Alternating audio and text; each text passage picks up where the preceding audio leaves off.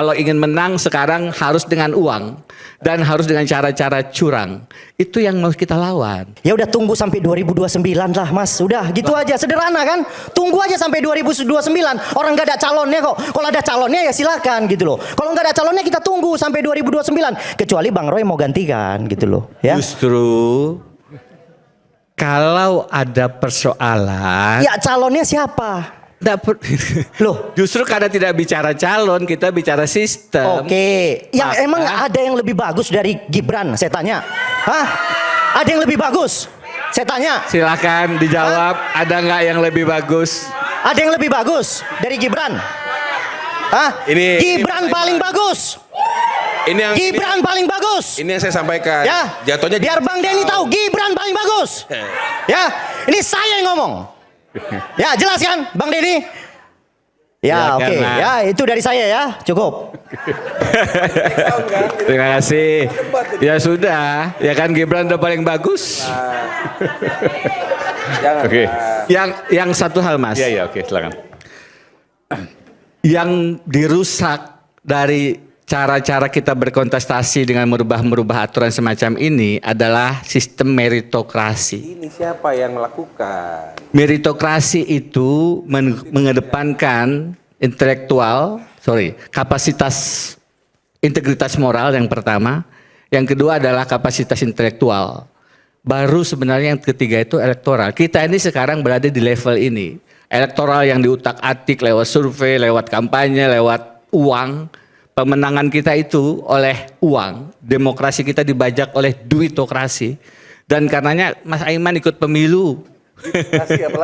Kita sudah tahu bagaimana kalau ingin menang sekarang harus dengan uang dan harus dengan cara-cara curang. Itu yang mau kita lawan. Kita ingin mengembalikan rakyat bersuara, semua pemilih. Mari kita kembalikan pemilu kita itu sebagai demokrasi. Dolat rakyat, bukan duitokrasi, dolat uang. Itu artinya apa? Artinya kembalikan meritokrasi sebagai ukuran pemimpin kita. Meritokrasi itu paling atas integritas moral, nomor 2 kapasitas intelektual, elektoral itu bisa diotak-atik oleh para buzzer dan para surveyor itu. Itu yang harus kita camkan. Jadi ke depan jangan nunggu sampai pemilu 2029. Kita di 2024 tidak ingin memilih calon, dia jadi calon. Karena kita kemudian tidak melakukan perlawanan yang cukup. Jadi perbaikan itu harus dilakukan sedini mungkin. Bukan dengan menunggu dan akhirnya dijebak lagi dengan politik uang dan politik curang. Oke. Ada yang disampaikan, mungkin ada sini ada militan Gibran ya? Hadir. Hadir. Inilah kita. Oh. Saya ketua umumnya. Oke. Kenapa kita hadir di sini? Oke. Gantiin Mas Ade deh, oke silakan. Ya karena Mas Ade kan nggak ada nih. Ya saya katakan itu. Terima kasih Mas Iman. Mas Roy yang ganteng. Sabar. Enggak, wajahnya ada di flyer enggak? Waduh. Wajahnya Aswan tadi ada di flyer enggak? Kita ingin memberikan. Bukan, kalau enggak ada kok ya enggak malu. Publik. Kok enggak malu ya? Kami ini jadi penyelundup datang, enggak disuruh ngomong-ngomong. Untuk membela wajahnya enggak diundang aja datang. Aduh. Kualitas orang-orangnya Gibran kayak gini nih. Ya, udahlah. Tadi udahlah. Kalau kita melihat ya apa yang terjadi. Udahlah. Mas Anies, saya mau tanya tadi, kan ada beberapa tadi masuk Bu Mercy juga menyampaikan ada kejanggalan, bukan gosip ya. Ada kejanggalan yang menurut mereka temukan. Dan ini merupakan pertanyaan. Bung Andi sah-sah saja kalau dia mengatakan ada kejanggalan itu. Kalau kita lihat ya, ini sudah ada produk hukumnya. Kalau kita bicara ya, karena yang diulang-ulang tadi MK 90 ya. Pada produk hukumnya sudah ada, yaitu presiden dan wakil presiden yang sudah dilantik 20 Oktober 2024. Dan itu tidak suatu hal yang mudah atau melawan dari yang namanya kaidah-kaidah hukum yang dijalankan sesuai dengan undang-undang PKPU. Itu jelas untuk itu. Jangan kita kembali setback untuk itu. Kalau kita melihat di sini, motivasinya paling utama adalah politik di sini. Politik. Jelas. Kenapa? Mohon maaf, sebentar dulu Bang Denny. Motivasi Anda politik bela Gibran. Sebentar dulu aku bicara, kan diberi kesempatan. Yang sedang Bung bela Ade. Gibran antum. Saya jelaskan dulu ya. Antum yang berpolitik. Saya jelaskan dulu. Kalau Bung Denny nggak berpolitik, oke, nggak masalah. Ya. Apa motif politiknya? Satu, ya di sini kalau kita bicara dengan sasaran antaranya itu adalah ijazah Pak Jokowi yang dituduh asli, yang dituduh palsu padahal asli. Ya, ijazah asli Pak Jokowi yang dituduh palsu oleh mereka. Ijazah palsu yang dituduh Ya. asli udah. Jadi- Kata hati lu udah nggak bisa. Jadi rasa jawab. begini. Proses ini. Iya ngakuin dong ijazahnya palsu. Aswan barusan ngakuin ijazahnya palsu yang dituduh Ijazah asli Pak Jokowi yang dituduh Nggak palsu, bisa. Mas Roy. Nggak Ya, bisa. Anda Nggak tidak ada. bicara gitu. Oke, lanjut. Nggak ada Jelaskan. rekamannya Saya lanjut ya. ada. Rekamannya ada Jadi udah. pertama, ya yang dia lakukan itu. Kemudian Nanti yang diviralkan di shot kedua ya. adalah Ijazah palsu yang dituduh bagaimana asli. mereka ini dengan sasaran utamanya adalah membuat kegaduhan dalam pemerintahan Prabowo Gibran. Sasaran utama. Tetapi apa? Sasaran paling utama sudah dijelaskan tadi. Ya, pemakzulan Wapres Gibran. Itu apa? Artinya mereka sudah pasti juga mempunyai jago untuk itu, ya. Tidak ingin sampai 2029. Kenapa? Kalau 2029 ini berpasangan, game over mereka itu semua. Ya, Maksudnya yang gimana? jelas Kalau 2029 berpasangan siapa? kalau Prabowo Gibran 2 Pasangan periode, kembali, oke. ya, game over mereka semua. Itu sudah jelas untuk kita bicara itu. Emang Maka emang mereka Pak Prabowo berusaha mau sama Gibran lagi? menggunakan, Ini insinuasi, ini ngimpi menggunakan ini. yang dikatakan Ini ngimpi ini ini. adalah Emang Pak Prabowo mau sama Gibran bagaimana lagi? ijazah. Nggak ada itu. Ijazah Pak Jokowi, ijazah Mas Gibran, dicari celah-celahnya itu untuk pembenaran apa yang dia katakan. Dan entry point yang dia lakukan untuk membuat kegaduhan itu. Ya, jadi aspeknya itu ada politik. Kalau kita tanya apa sih motivasinya lu bikin ini, katakanlah sayembara, ya kan untuk atensi publik, biar rame nih, gaduh, ya kan, bukan masalah ijazah Mas Gibran, tapi sayembaranya inilah ya yang merupakan triggernya sehingga Bung Denny jadi Mas Andi. Terlalu banyak ngomong nih si Aswan kalau ini. kita bicara tentang etika moralitas yang dikatakan itu, kita harus mengaca pada diri kita. Apakah kita moralnya sudah bagus, etika sudah bagus, apalagi 10 tahun di sana. Ya, Aswan ngaca tiba-tiba lah. bicara MK 90, di mana posisinya pada saat itu kan kalau kita bicara itu. Oke lah, kita skip untuk itu. Kita fokus dengan ijazah Mas Gibran itu. Jadi saya tetap berkeyakinan dan semua ya militan Gibran dan semua pendukung Mas Wapres Gibran ya, ini motif paling utama adalah motif politik. Karena ingat, Mas Gibran selalu turun ke lapangan. Ya, bagaimana ada suatu kegiatan-kegiatan sosial yang diminta oleh Pak Prabowo, ya, dia turun. Sudah 180 titik selama 2 tahun ini. Kemarin kita lihat begitu tanggap untuk ke NTT, membantu saudara-saudara kita yang kena bencana di NTT. Beliau hadir di sana dan di-endorse langsung oleh Pak Prabowo sebagai presiden. Bagi-bagi tugas yang nyata untuk itu. Kalau dikatakan apakah Mas Gibran hanya pelangga-pelongo, itu adalah bohong besar karena mata Anda telah tertutup, mata hati Anda telah tertutup dengan kebencian-kebencian itu, dengan asumsi-asumsi yang dibangun untuk apa? Mempengaruhi publik ya, bahwasanya ini mereka ingin 2026 ini terjadi yang namanya dikatakan pemakzulan oleh mereka untuk apa? Endingnya 2029. Tapi kami semua militan Gibran Nusantara dan seluruh masyarakat Indonesia akan melawan hal itu yang tidak konstitusi seperti itu.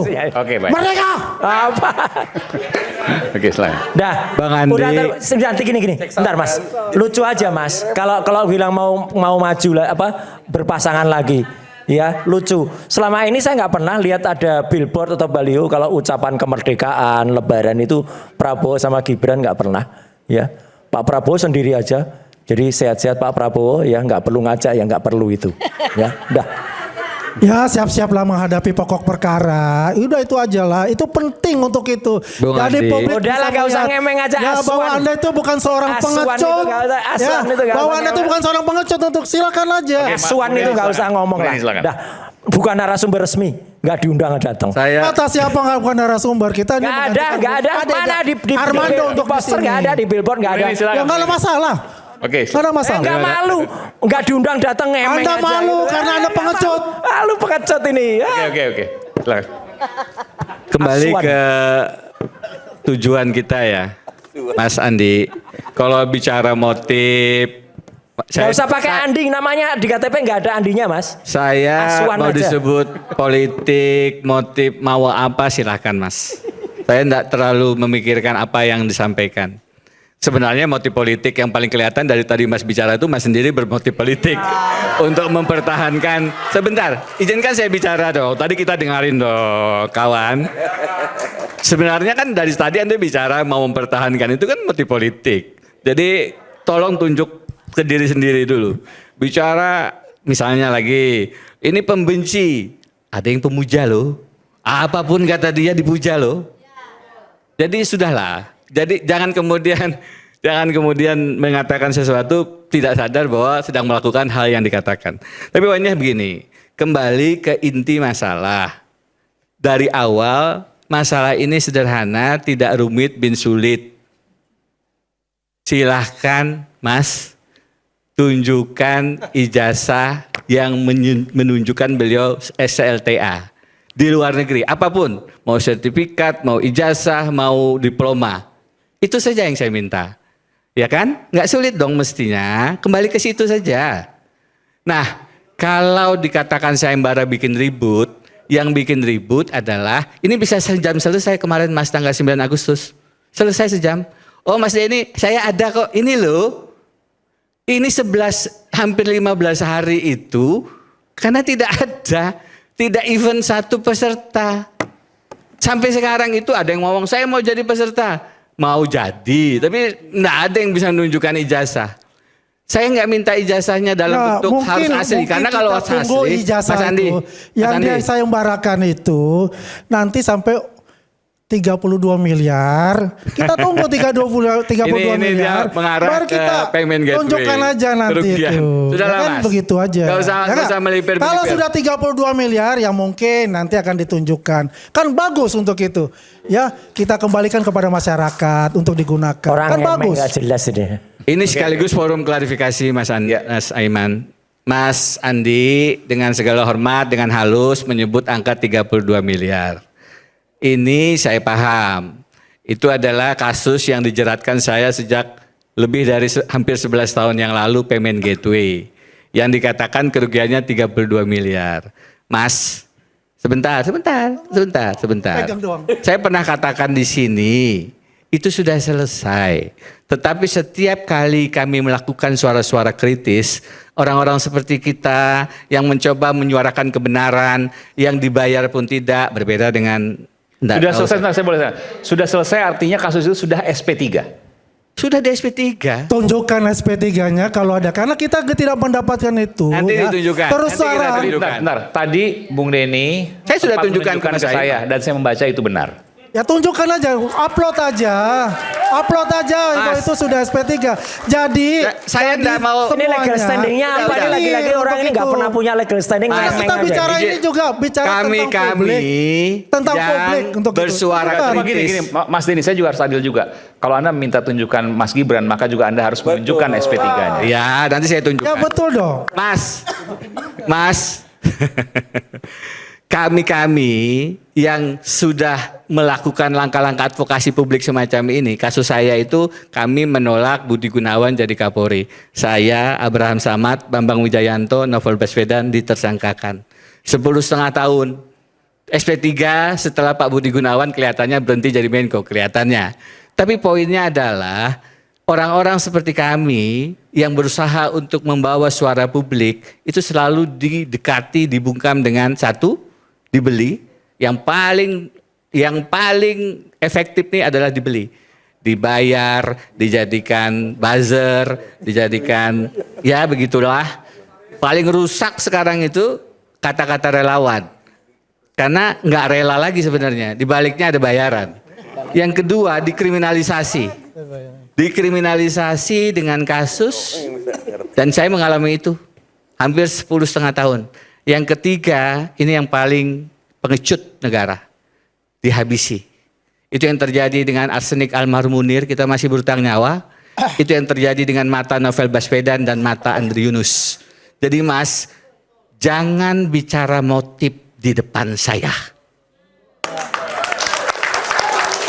Motif Anda apa? Itu yang harus Anda jawab.